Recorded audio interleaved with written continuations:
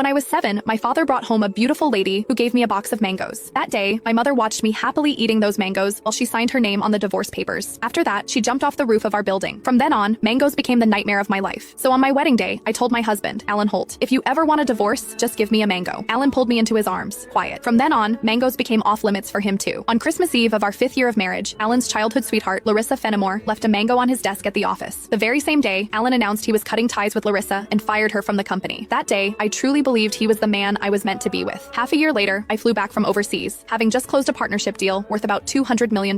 At the celebration dinner, Alan handed me a drink. After I had finished half the glass, his so-called childhood sweetheart, the woman who had been kicked out of the company, stood behind me with a big grin and asked, "Does the mango juice taste good?" I stared at Alan in disbelief, and he was trying hard not to laugh. "Don't be mad. Larissa insisted I played a little joke on you. I didn't actually give you a mango. I just gave you a bottle of mango juice. But I think she's right. The fact that you don't eat mangoes is a real problem. You were really enjoying that juice just now." My face went cold. I lifted my hand and threw the rest of the mango juice in his face, then turned around and walked away. Some things are never a joke. I wouldn't kid around with mangoes or divorce. Ms. Mendez, your stomach condition flared up again because of stress and emotional triggers. If there's something you really don't like to eat, you mustn't force it down again. The next time might not just be a stomach ache. We might have to remove part of your stomach. Stay in the hospital for observation for 1 day and contact your family as soon as you can. When I heard the doctor say that, I went completely quiet. For the sake of a new project, I had been overseas for 39 straight days, working day and night, and I finally made it back in one piece. I never expected that at the celebration dinner, one glass of mango juice from Alan would land me right in a hospital bed. Out of habit, I tapped open my pinned chat on WhatsApp, typed 2 words, and then realized something felt off. Looking closely, I confirmed that it was Alan Holt. He had just changed his profile picture. Now, it was a green mango. While I was staring blankly at the chat window, Alan's call came through. He sounded cold. "I'm already home. Where are you?" I said nothing. Any other time, I would soften my voice and act like a spoiled little girl with him. But tonight, I honestly didn't know what to say. Alan sounded annoyed. "Myra, how long are you planning to keep this up?" "I'm at the hospital." Alan went quiet. He had never shown much interest in my health. He would never have guessed that one glass of mango juice from him would send me straight to the emergency room. "Stay put at the hospital. I'm coming over right now." I didn't want to deal with him, but my body was so weak that I didn't feel like moving at all. Time dragged by. The doctor came in to check on me 3 different times, and Alan still didn't show up. Right before I went to sleep, I glanced at my phone one last time and saw Larissa Fenimore's new post on her social feed. Every time I get hurt, my knight in shining armor shows up. I'm so lucky. The picture under it was a shot of Alan putting a bandage on her. Larissa's profile picture was a yellow mango. It was pretty, but it made me sick. Alan and I had known each other for 10 years, and he had always known exactly where my bottom line was. After so many years in business, he also knew perfectly well how to keep a proper distance from other women. But now, he kept crossing that line again and again. In that case, our marriage and the newest project I had negotiated no longer needed to exist. I had closed a $200 million